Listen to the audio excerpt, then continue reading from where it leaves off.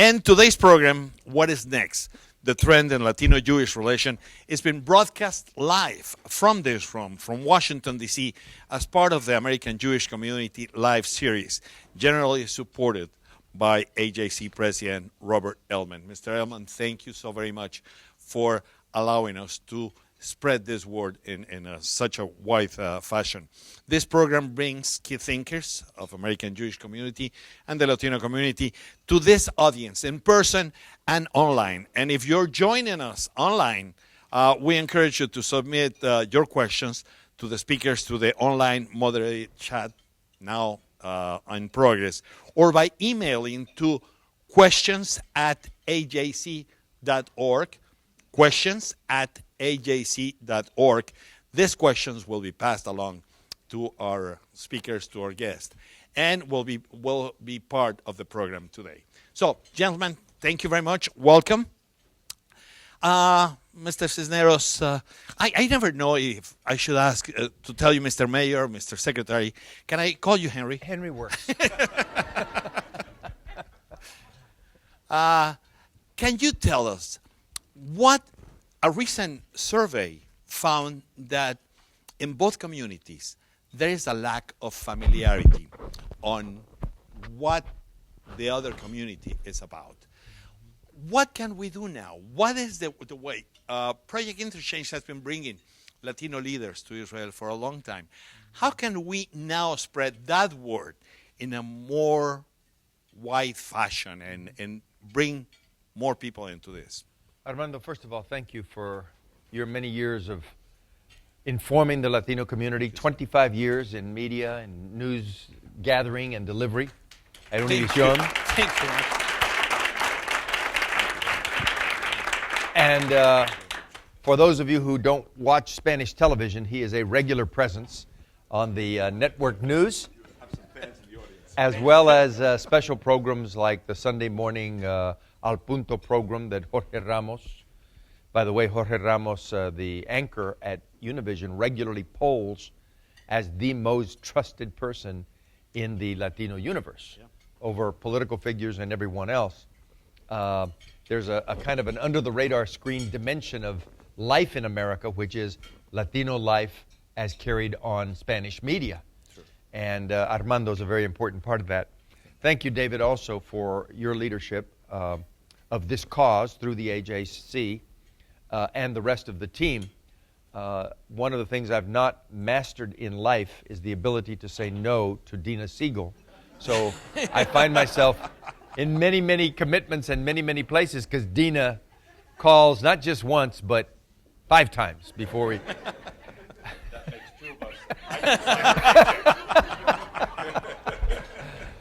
But normally always, I should say, it is an excellent cause, an excellently organized effort, just like our trip to Mexico was, David, which you led last November, and was a wonderful, wonderful opportunity to meet the Jewish community of Mexico City, to meet the leaders of Mexico today with Mexican Americans from the United States and leaders of the Jewish community in the United States. It was kind of a 4-part encuentro that was very productive.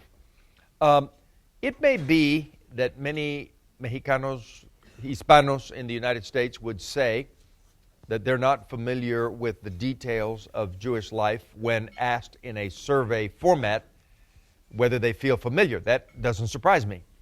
But I would say that there is a kind of subconscious kinship and deep respect among Hispanics in the United States for the Jewish community.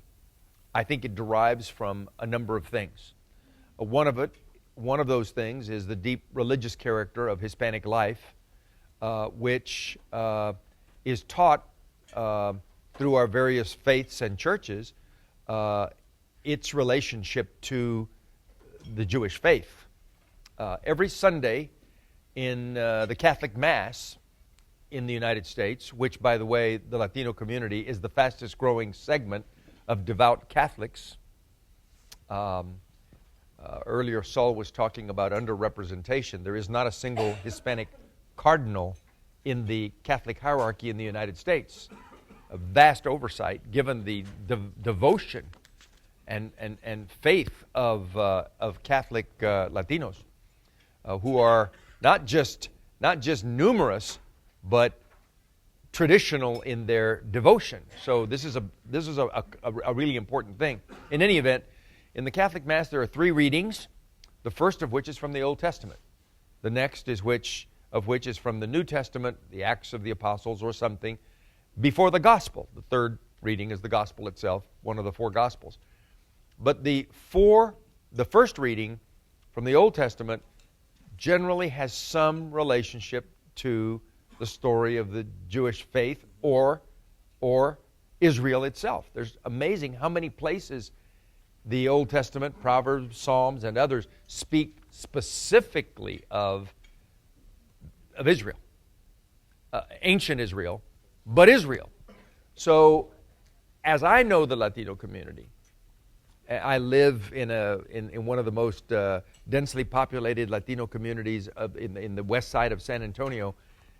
The people that I live with have a natural predisposition toward the Jewish community in the United States and toward Israel. So I think we start from a very, very important place. Add to that the fact that there's a kind of kinship that goes back for many years, at least in my community, but I think this is true in the East Los Angeles and Houston and Dallas and Chicago and many other places, where because of the sort of underdog tradition, the Jewish community in many of those places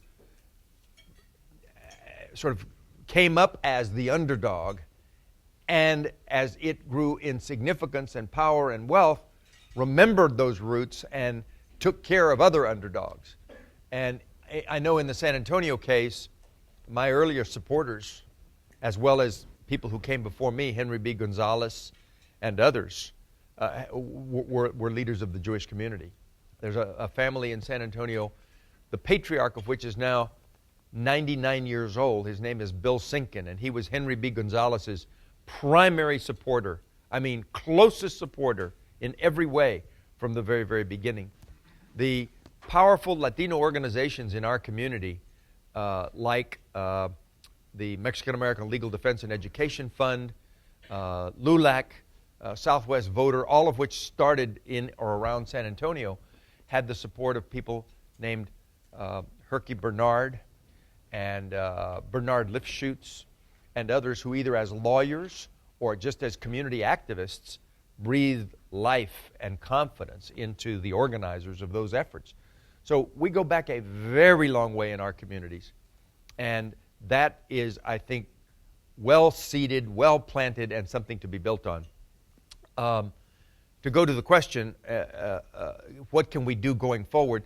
I'm of a sense that we've had first of all, we have this base that I've just described, and we have had now 10, 15 years of all kinds of acercamientos, coming together, traveling together, meetings, and it is now time to go beyond the intellectual steps and begin to put together some concrete projects or initiatives together.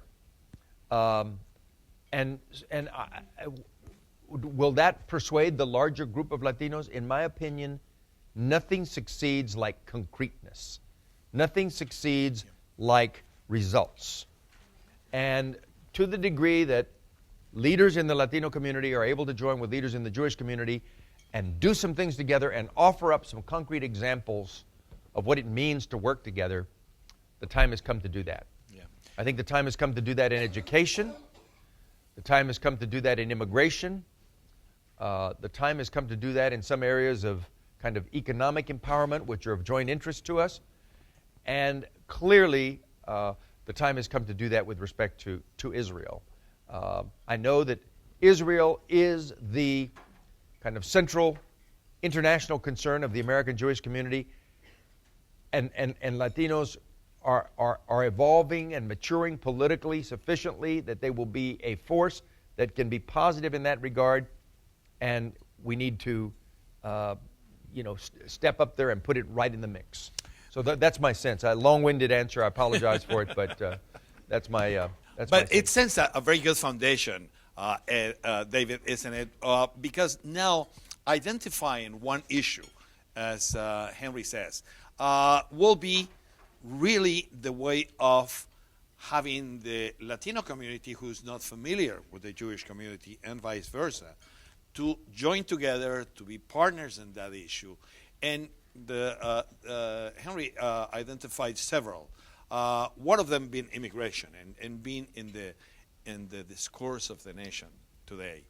What would you propose on that, in that sense?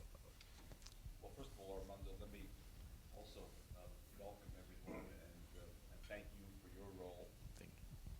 I want to be nice to you, so you ask me questions. And to tell you how privileged I feel to share the panel with Henry Cisneros, who's a name that I think all of us have known for many years and have admired. Thank you. And having traveled together in a trip organized by Dina, to whom neither of us could say no,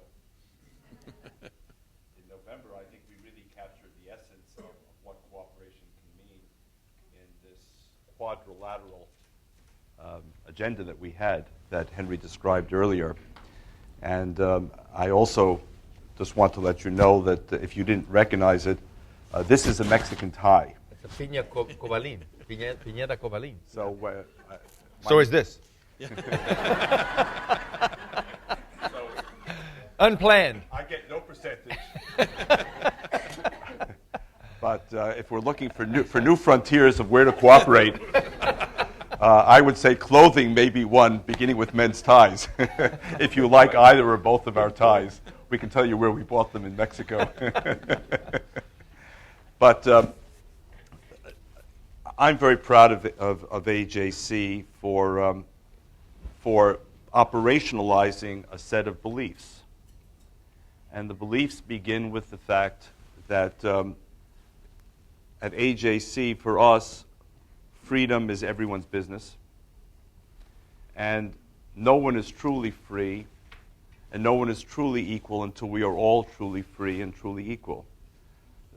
Those have been not just words. Words are quite cheap in our world today. We all know that. Those have been the principles on which AJC has acted, very much inspired by the Jewish prophetic tradition. You mentioned earlier the prophets, Henry. The prophetic tradition. We are taught to pursue justice. We are taught in the Jewish tradition, and I think perhaps it's among the greatest contributions of the Jewish people to human civilization that all people are created in the divine image. It helps explain, for example, there were some last night who had said they had never visited a synagogue before. And if you were to visit a synagogue, you would discover that there are no images of what we believe God to look like. And that's not by accident. It's because we're taught that all of us are godlike. All of us. And I think those beliefs animate the AJC's view of how we approach issues of intergroup relations and basic tenets of pluralism. America is an experiment in progress. It always has been, it always will be. And as Eleanor Roosevelt once said, the best test of a democratic society is how it treats its most vulnerable minorities, not its majority.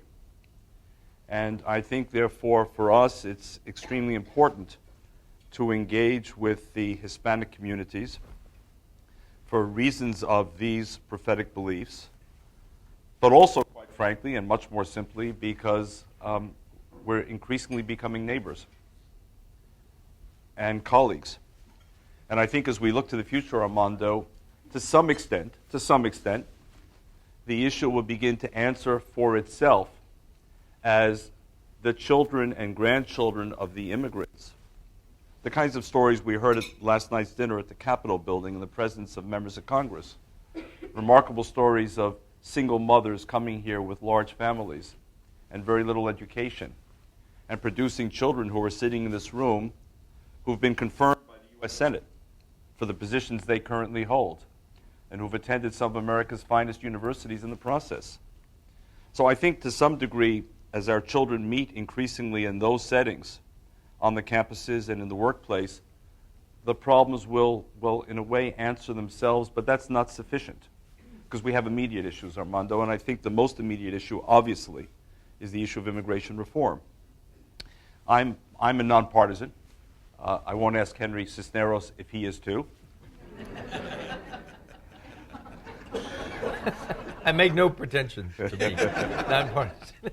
But I think that one of the most important outcomes of November 6th, irrespective of how one voted, was the realization now by not one half of America, but all of America, that it's time to fully engage and, yes, embrace the Hispanic communities here.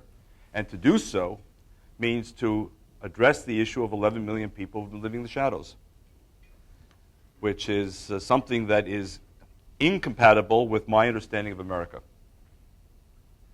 And so immigration reform seems to me the first among equals. That is in no way to suggest that we shouldn't be grappling with other issues at the same time. We have the capacity to do so. Both communities, the Jewish and Hispanic communities, education. And for us, as Henry said, and I believe for many of you as well, foreign policy. Because the fact of the matter is that while Israel and the Middle East are our first concern overseas, arguably the Jewish community is among the most internationally minded of communities in the United States, which means almost instinctively we understand the importance of an internationally engaged America, including with our own hemisphere. And not simply when our own hemisphere produces what we believe to be hiccups and headaches, but because there is promise in the growth and development which has been dramatic and which America needs to be connected to. So it seems to me the agenda for us is exciting, it's promising. There's only one area, though, with all the much vaunted hyperactivity of the American Jewish community, where I don't think we can help Henry Cisneros and his agenda. And that is in persuading the Vatican to appoint more Hispanic cardinals here in the United States. On that one, I concede the limitations of Jewish influence. David, I was going to say that we too, as Latinos, believe in the godlike capabilities of every person. It's just that the Argentinians think they are more godlike than everyone. Okay. And there are some in this room who would say they are. And now they have the Pope. And what do you see would agree? Okay, no more nice questions. One of the things that we have to learn of the Jewish community is how everybody coming from many countries believe and join together in one cause. And one of our problems is that continuously we talk about, well, no, he is a Mexican, no, he's a Puerto Rican, oh, he comes from El Salvador, from Argentina. That is something that hasn't been able to make us united and to become Latinos of the United States. You know, I think I disagree, Armando. Years ago, 1988, we had the first summit of Latinos from all ethnic groups and political parties and political persuasions and regions of the United States and national origins, because we realized that we are only 50 million strong, which we are now, if you think of it as a coherent Latino community. If we begin to break this down into who lives in Florida and who lives in California and who's Puerto Rican in New York and who's Salvadorian in Silver Spring, that's not a community. So what we have worked at, and I think have done to some degree successfully, and I think the peak of this momentum is yet to occur, is talk about a coherent Latino common agenda. Now, there are things we can't agree on. We're not going to get Cubans in Miami and Puerto Ricans in New York to agree on treatment of the regime in Cuba, for example, right? So we set that aside. And there may be a couple of other items that we wouldn't agree on, but for the most part, on issues related to immigration, I'm pleased to see that one of the leaders on immigration is Senator Rubio, who is Cuban out of Florida. Very different background than Mexicanos coming from the Southwest, but being a constructive force here, which is very, very important. So on immigration, on language issues, on bilingual education issues, on attention to our elderly, on small business strategies, on any number of things that are important, education, aspirationally to our community, I do think there is a national kind of Hispanic position. Should we develop also an international agenda? Just like the Jewish community is such a strong defender of Israel and Israel interest, if we could do that with the countries of Latin America? I think that there has been a number of efforts over the years. People like Bill Richardson and Raul Izaguirre and others have sort of made starting passes in that direction. I can't say today we have a robust presence in foreign policy thinking in the United States, but I think it's coming. I think that on issues of development within Mexico, for example, or free trade zones beyond that to Central America and the Andean region and others, the Hispanic voice in the United States will be ever more important. And one of the things that the Jewish community has is a very strong social fabric and social infrastructure. Community centers, daycare centers, taking care of the elderly. Those are the things that we see in the Jewish community, and we think, gee, that's a great idea. Something like that could be done in our own Latino community. What would your advice be in that sense to all of us? And remember that I want you to ask also to participate with questions. Just raise your hand, and then we'll ask questions of these two gentlemen. David. By the way, Armando, I probably should disabuse some of our Hispanic friends about what some view as this idealized version of the Jewish community. It's pretty good. And many of us thoroughly enjoy and are very proud of what's been achieved. But I don't want you to think that 6 million or so American Jews all march together behind one drummer with one view, even on what time of the day it is, or whether it's warm, cold, or in between, much less on the big issues of politics, domestic or overseas. But I will say, and it's perhaps it begins to answer your question, that in some respects this devotion to community is again part of our tradition. There is something we're taught in the Jewish tradition, which is that all Jews are responsible one for the other. And for many of us, we take that very seriously, if not quite literally. And what you see in this kind of cradle-to-grave attention is a reflection of that belief that we are responsible for each other, that we are a community. In fact, even if you go back again to the synagogue, Jews cannot pray individually. We're mandated to pray in groups of no less than 10. And of course, now to illustrate the divisions, it's a question of whether it's 10 men or it can be a mixed group. I won't go there. Now, but even for prayer, even when people mourn the passing of their loved ones, they need what we call a minyan, which you might translate in English as a quorum of 10 people in order to pray for their own loved one. So this notion of community responsibility, solidarity, derives from our tradition, but frankly, it also derives from our history.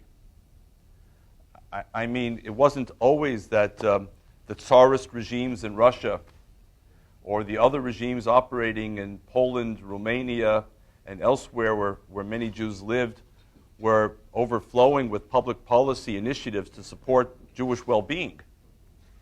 So Jews learned as a matter, frankly, of survival that we had to depend on one another to create the institutions. And also, of course, as a relatively small community, that we had an interest in keeping ourselves close to the community, and especially our younger people, lest they drift off and disappear.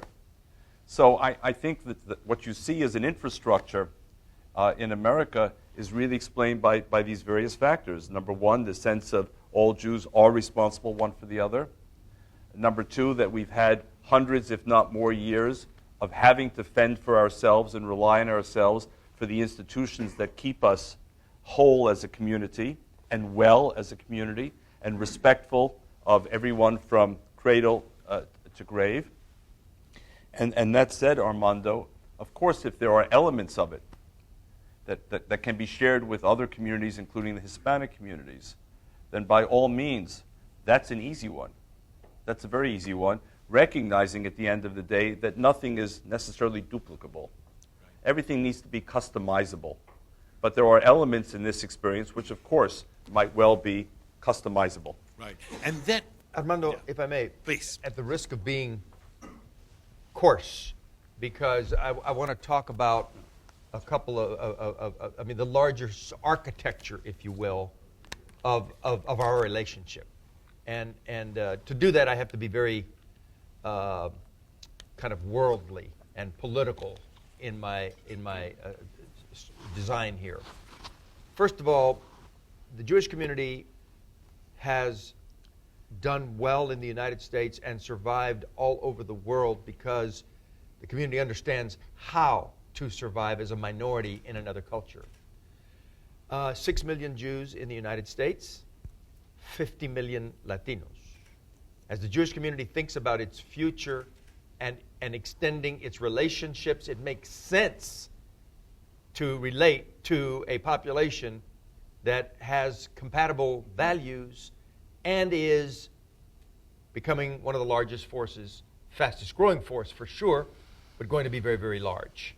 That will mean congresspeople, that will mean senators, that will mean heads of institutions.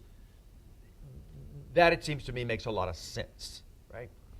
From the Latino perspective, there are many ways in which we can be supportive of the interests of the Jewish community, including international interests, for example, on Israel. There's some very difficult days ahead.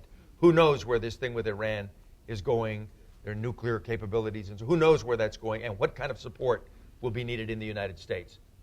Let's hope that there is adequate support in the nation's Latino community to say, because we'll send our sons and daughters to fight in that fight as well, right? So these are big picture things that we have to be thinking about for the future. Now, the Latino community will do its part. It is too crass to say, and in exchange, the Latino community recognizes the wealth of the Jewish community and wants funding for things. I mean, to me, that's not the right set of responses. Yes, we should collaborate, and there's money that needs to be spent on social services and education and other things, but it's not that simple. I think what is more valuable is along the lines of the things that David was discussing. How do we borrow the Jewish cultural imperative on education, in which the word rabbi itself means teacher, and influence the Latino community's thinking about education, because we're far behind. We're far behind in educational attainment, dropout rates, accession to college, all of the other things that are going to be the tipping point as to whether this community, Latinos, are large and productive and contributory, or large and left behind. And in the final analysis, a drag on American society, because we're not going to be a contributing force if we don't get education. So really serious conversations about collaboration on educational models, prototypes, magnet schools, charter schools, accession to college, scholarship, the whole range of things is, to me, critical. Similarly, in immigration. The Jewish community is not a novice to immigration. It has a 100-plus year history of people coming to the east side of New York, 150-year history of people coming to settlement houses and defense organizations that help make the case. It's now time to talk about concrete collaboration. The Latino community needs voices of respect in the United States, voices that don't sound like Hispanic names, faces that don't look like Hispanic faces, who are on television, in the Congress, saying it's time to do immigration reform. And we should not compromise on things like the path to citizenship. That needs to be an inherent part of this strategy. So I think there's a lot that we could put on the table that's concrete that we should be talking about. Please, David. If I may, Armando, I want to pick up on two things that Henry said in particular, which I thought were especially important. The first is that, yes, I mean, in our conversation, as warm as it is, we should understand that there are some differences. I don't mean necessarily differences in points of view, but differences in how we got to where we are today. Jews, for better or for worse, have lived for centuries with, I'll call it, a minority mentality. We were minorities who left the countries of origin in order to become a minority in the country of welcome, the United States. And whether we realize it or not, at every given moment, it's conditioned us. It's conditioned us to understand how one fulfills the role of a minority community and how one negotiates with and ultimately compromises with and often yields to the majority culture. It's unavoidable. For migrants from Latin America, you have a variety of examples. Some are minorities in their own countries who will identify with the minority mindset coming from where they were to where they are, but many will have come as majority mindsets who now have to adjust themselves to a negotiation with the host society. And that's not necessarily a simple process. You can't sort of take a book off the shelf and find the magical formula. It's often a very individualized process of where do you yield and where do you stand firm. And especially so when you're watching your children grow up in that new host society. They're very, very complex issues. And I think we have a lot to talk about and learn from each other, but the experiences are not necessarily identical. The second thing, which to me was one of the high points, I will tell you, of my many years in this job, and an expression of where this relationship can go, came on the trip to Mexico in late November, in which Henry and I and a number of you in this room participated, and that Dina and her team helped organize. And we met with Mr. Peña Nieto, who was about to become the president of Mexico within 2 or 3 days, I think. And the meeting was to be choreographed. The president-elect wanted to have a certain script. When his side would speak, when our side would speak, how many people would speak, and so forth.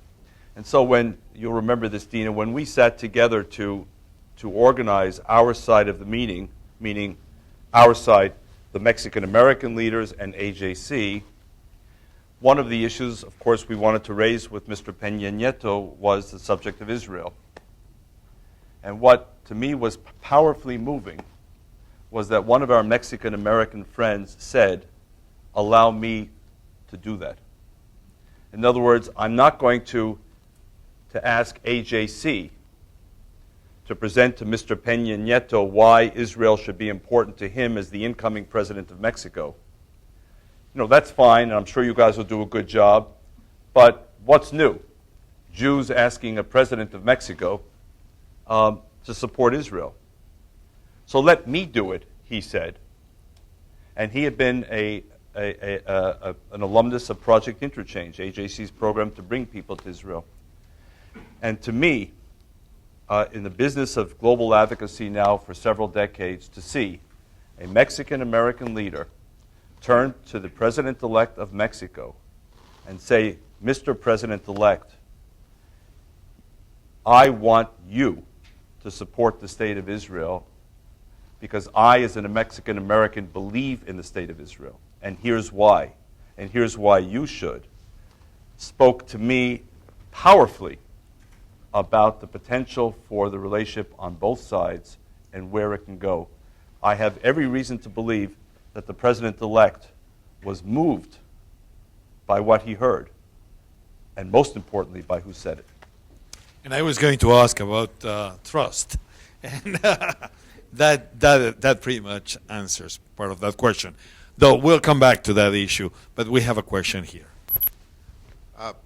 I am Roger Bernstein. I'm an AJC lay leader from Miami.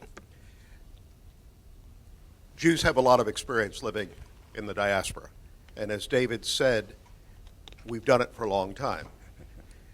When we first came to the United States, we self-identified as Jews, and as an earlier speaker said, if we hadn't, it was done to us. So now we have a recognition in this country of 50 million Hispanics, Latinos here. And given the traditions of this country, it seems easier to take a group of people who are individuals and come from different countries and different backgrounds and give them a global label. Hispanics, Latinos, now we can deal with this. So the question is, for AJC and its work of coalition and dialogue, are we still dealing with Salvadorians, Nicaraguans, Mexicans, Cubans, or are we dealing with Latinos? I think you're dealing with Latinos. I think that it would be a mistake to try to, subdivide the grouping. It's becomes sort of impossible after a point to remember all the iterations and who wants to be called what and what the traditions are in different parts of the country, different parts of the world. I think there's an increasing recognition, as I answered to Armando earlier, that Latinos have a common core of priorities. Some things are off the table, you agree to disagree, but that there's a common core of things that we call the central priorities, and that we think of them as Latino. People, even the words are complex. Latino is the word that's accepted in most of the country, and it's thought of as more progressive. Conservatives like to be called Hispanic, as opposed, but even that is sort of working itself through, and people are learning to I've made most of the speeches I give, I refer to people as both Latinos and Hispanics in the same paragraph. So just to cover the bases. As you did, Roger, in your question. Does that answer your question? Okay. There is the question of trust, but also of stereotypes. And how do we bridge that? How do we change that? My friend Paul Rodriguez says that when he was growing up in East LA, he and his friends were called the warlords. And on the other side of the tracks lived the Jewish kids, and they were called the landlords. How do we change those kinds of views? And how do we change that stereotype on both communities? Just as a segue from what Henry said, in terms of nomenclature, in my lifetime, actually less than my lifetime, we went from referring to a population in America as colored, to Negro, to black, to African American. Same population. And 4 different names, each of which had a life of its own, and with it a certain legacy of its own. So it's important to hear what Henry has to say on that. I think the most immediate and obvious answer to your question, Armando, is to overcome stereotypes, one has to humanize people. In other words, one has to de-stereotype. And to de-stereotype means to create more and more opportunities for engagement and contact and interaction, both of the social variety and of the organizational variety and of the business variety, all kinds. So some will be, if you will, manufactured, in other words, created deliberately, like a 2-day national conversation that we're hosting here. And some will be the more spontaneous moments, and other things will be in between. But all of these put together, all of these cumulatively, I think will add up. For instance, referring back to African Americans, my synagogue, and we live in Westchester County, New York, By the way, I may be one of the few people in America who lives equidistant between two presumed Democratic candidates for the presidency of the United States. 2 miles to my left is Andrew Cuomo, and 2 miles to my right is Hillary Clinton, which is why I'm equidistant. But our synagogue has long twinned with an African-American church. And over the years, there have been many, many programs built around holidays, built around days like Martin Luther King Day, built around local social action projects, Meals on Wheels, Midnight Run, those kinds of things, all of which are meant to bring people together. And I suppose, to return to what was said earlier, to remind us all that what we have in common is far greater than what the stereotypers would have us believe distinguishes us all. So creating more and more opportunities. AJC has been and will continue to do its share. But the more others join in on this, I think the likelier we are to normalize the relationship in the sense of contacts between Hispanics or Latinos and Jews becoming ever more normal and ever less, if you will, special, where one has to think in advance, well, what should I say, what should I not say, how should I behave, how should I call them, how should I not call them, and vice versa. It should become so normal as I think the people in this room, after 2 days and in many cases many years, feel with each other. David, I think you're exactly right. Harkening back to the conversation with Sol Trujillo before lunch, we will have to do some overt things in the Latino community, spend some money and focus some media attention on, quote, addressing the brand, because so much of that on popular media and so forth is negative. And some of that is perpetrated by people who would like to keep Latinos down. So they continue to use ethnic stereotypes and so forth. The Jewish community has a wonderful track record, Anti-Defamation League and others over the years, who simply will not let a news cycle close without addressing a negative attack on the Jewish community and the media and so forth, which is very important. But most of this is going to happen not because we set out to change it. It's going to happen because we work to live together and we become more familiar with each other. And the ubiquity of the Latino presence in the United States changes people's minds just because it is a reality. I mean, if people see Latinas as maids, then how do they come to terms with Sonia Sotomayor on the Supreme Court, right? If they see Latino men as gardeners, then how do they come to terms with corporate executives like Sol Trujillo or members of Congress like Javier Becerra, who's a major leader in the Democratic Party, or multiple senators or members of the cabinet, etc. So the steady march of progress, the steady march of relationships, the steady march of successes will, I think, address most of that reality going forward. We have another question here. Yeah. My name is Ira Handelman. I chair public policy for AJC in Los Angeles. Yesterday, Arturo Vargas, I'm not sure, is Arturo here today? He made a very interesting comment that the reason we should be working together is not just for political quid pro quo or for Israel or for education, but the success of the United States is dependent upon the success of the Latinos. Whether it's to help Social Security with a young work population, the future of jobs, of small business. So I'd like your comment on that this whole debate could be even expanded, and I think Arturo put it well. The success of America is dependent upon the success of Latinos. Let me just say, Good question. but for the American Latino community, 50 million strong, the United States population trajectory would not be that dissimilar from what Japan and France and Germany and some of the other European countries are confronting. The northern industrial nations are getting much older, and in some cases are going to be smaller.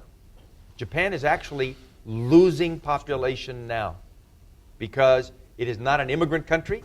It doesn't allow young energies into the country. Its population is aging dramatically, and as it does, not only does it slow down, but they at some point die, and the population gets smaller.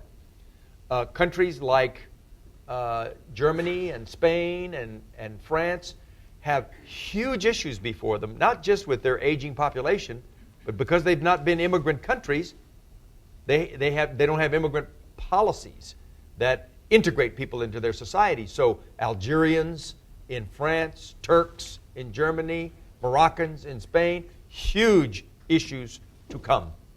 Demographic problems, financial problems.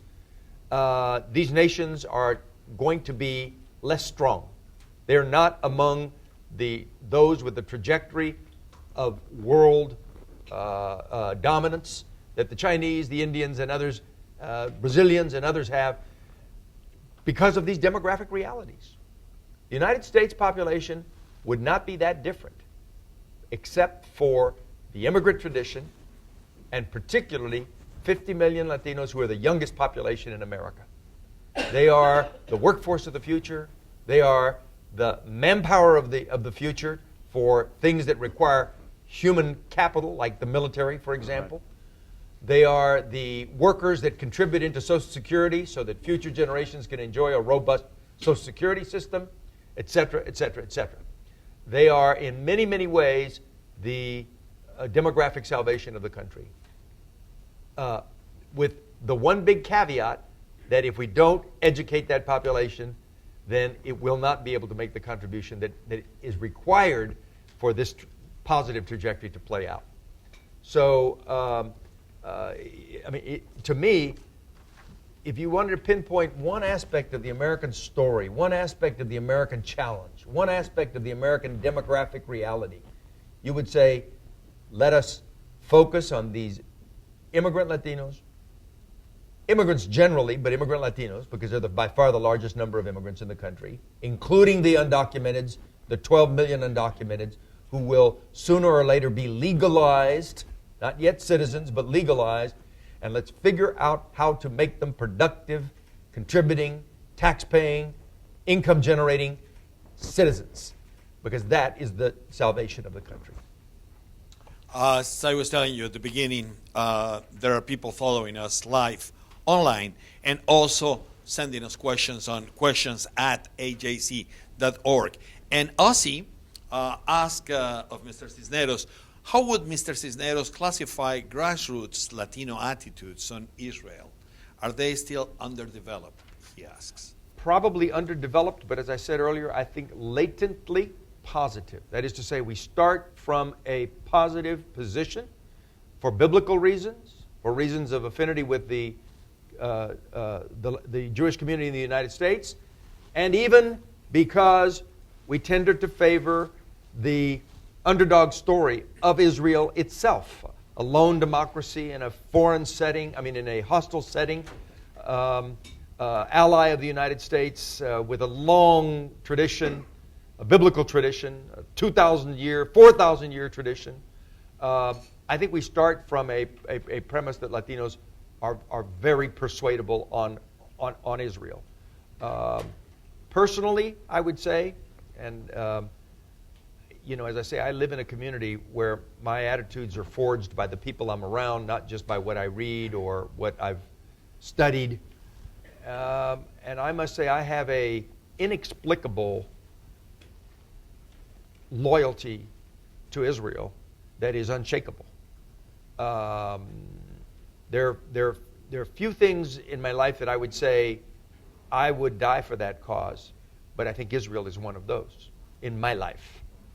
And I think it's not dissimilar from the sensation you would get from a lot of Latinos in the United States, at least in the Mexican-American communities that I know. I'm not as familiar with Little Havana or the Dominicans in the Bronx or, Upper East Side in New York, Puerto Ricans, but in my community, we would march for Israel on a dime. Would you like to add, David? I think that was a rather powerful statement, and I think there was more or less an audible gasp, at least one that I heard, and we shouldn't just let it go unremarked. It's really quite remarkable to hear Henry Cisneros. I've heard Henry before on the subject of Israel, But to hear what he just said, I think should speak volumes to all of us, really all of us. But I do want to add one thing to the gentleman who asked the question via the webcast. I think it shouldn't be expected that every Latino in the United States, and we're speaking about, as Henry has said, some 50 million, wakes up in the morning and the first thing he or she does is turn on the news to find out what's happening in Israel, or to look for opportunities to express support for Israel. There are people who have immediate issues of subsistence and survival, of employment or the lack of employment, of undocumented status or not, of language, of all the kinds of issues which any of us in this room who may have gone through the experience ourselves, rather than using previous generations as our reference point in the immigration discussion, can understand. So I think that if the expectation of the questioner is, how do we make every Latino in the United States today as pro-Israel as Henry Cisneros is, that's probably quite unrealistic. I think what is realistic is to begin with the Henry Cisneroses and others in this room, people who've traveled with Dina on the Project Interchange missions or have had other opportunities, people with whom we interact on a regular basis, and to begin to expand and expand and expand the network. And as Henry said, latently, potentially, there's enormous support. And I would just add one thing, and others in this room would be more expert than I, but of course within the Latino communities, you have now not just the dominance of the Catholic Church, but of course increasingly the popularity of evangelical churches, which has been a cause of concern, I know, to the Catholic Church as well, both in Latin America and here in the United States. There are some countries, like in Central America, Guatemala and Honduras, where the evangelical movement is larger than the Catholic growth.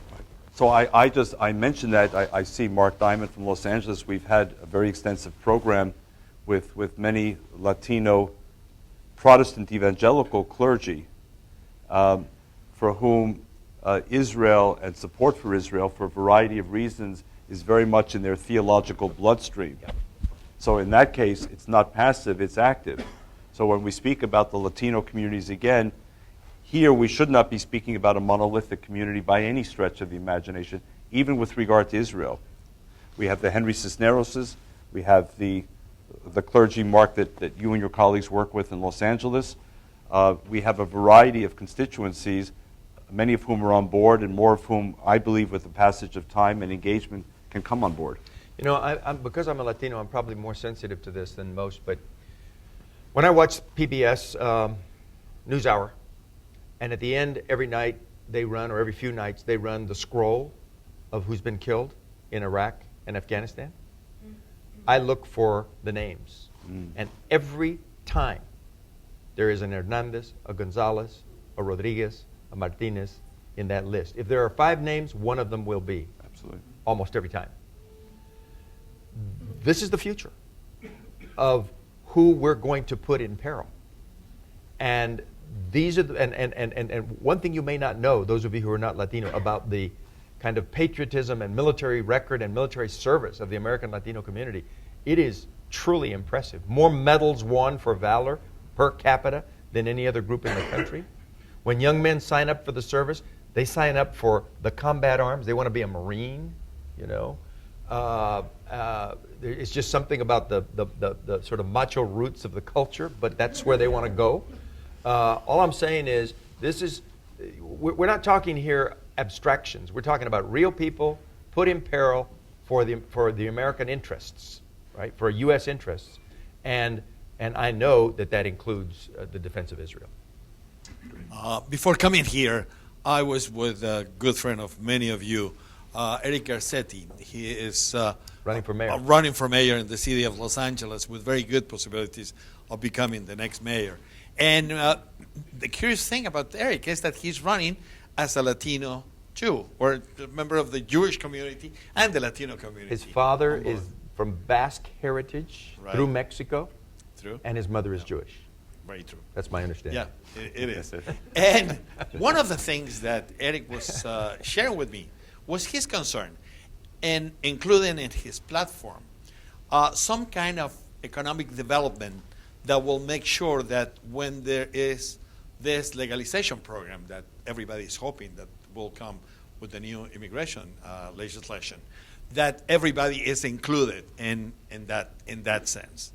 And I wonder if both of you, closing this session, would address that part, and what would the new legalization represent in bringing all this 11 or 12 or whatever million people are in the shadows now that will come into sharing the light with all of us. Well, go ahead. Good. So I was going to say, Armando, we're coming to a close now, are we? Yes. So I would say, first of all, because you mentioned the Los Angeles mayoral candidate, I want to give a shout out to the many Latino Jews who are active in AJC and who we view as sort of unique bridge builders and cultural ambassadors who've come to America with a love for the countries from which they came. I'm seeing Chile and Argentina represented here. I'm seeing Mexico represented here, and other countries as well. And we're very thrilled that the more work we do in this area, the more we're attracting in South Florida, we hope in Southern California, in Texas, in Chicago, in New York, and elsewhere, more and more Latino Jews whose first language is Spanish, whose culture is the culture of the countries from which they came, and who, if I may say so, unlike many of the Jews who came to this country from Eastern Europe, come with a love for the countries from which they came, and not with the desire to forget the countries from which they came as rapidly as they possibly can. And David, that's just the people who know they're Jews. Well. There's that whole group. Oh, don't get us started here. Cortez, Perez, and other such names who trace some kind of shadowy roots that they can't explain. I know we're being broadcast, and I know we're in the presence of a great of a great TV personality. But I told Mr. Peña Nieto, currently the president of Mexico, that my wife's family name is De La Peña. So I said, half jokingly, therefore we must be related. I'm not exactly sure how he took it. But my wife's family names are Suarez and De La Peña. Yeah. And we were recently in Portugal, Dina, we were together, where some Portuguese estimated that up to 20% of the Portuguese population, which may also translate into Brazil, have Jewish roots, and in Spain and in countries with Spanish ancestry, often the same. So as we look to expansion plans, stay tuned. You have to do make a priority of a genealogical search to increase the numbers. Well, I'm one of those who believes that the Jewish people need to offer signing bonuses like the NBA. Maybe not at quite the same level as the teams in San Antonio and elsewhere. But to come to the final question, and I'll be brief because I'm not an economist, and Henry may have a better take on some of the aspects of the question.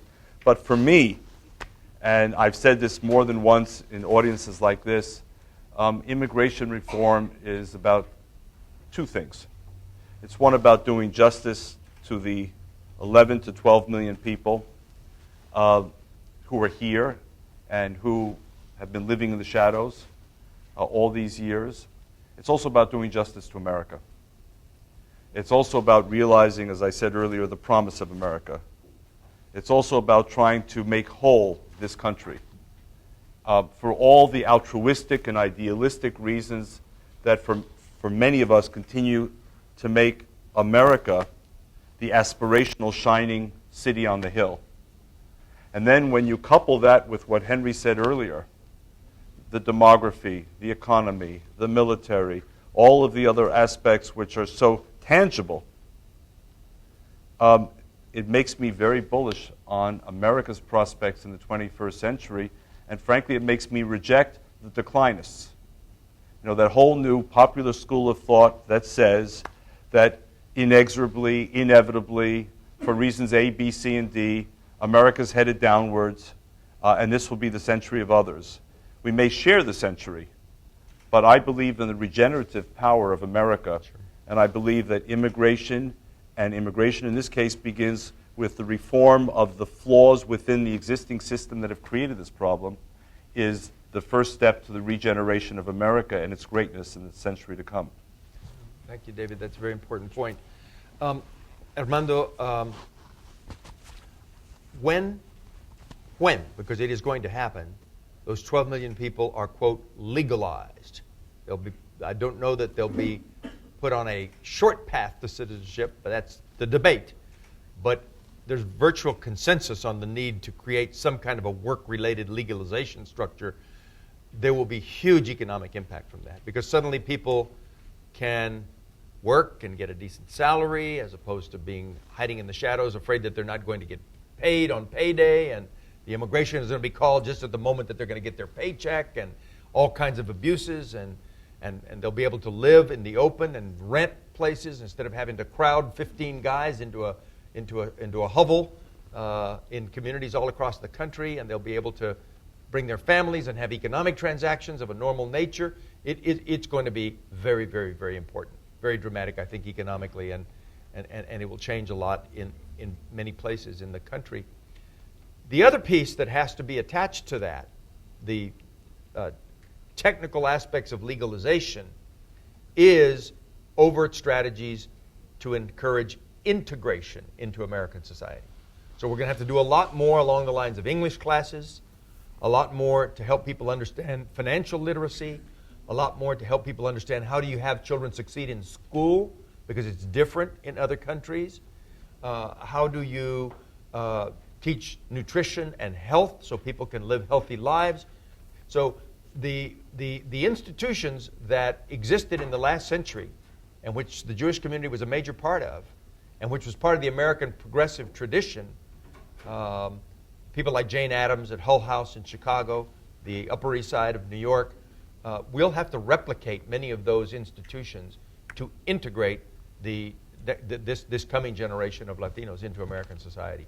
I think that's an important piece that has not been discussed at length in the immigration debate to this point. Gentlemen, thank you so very much. Thank you. It was a very enjoyable hour. Thank you very much.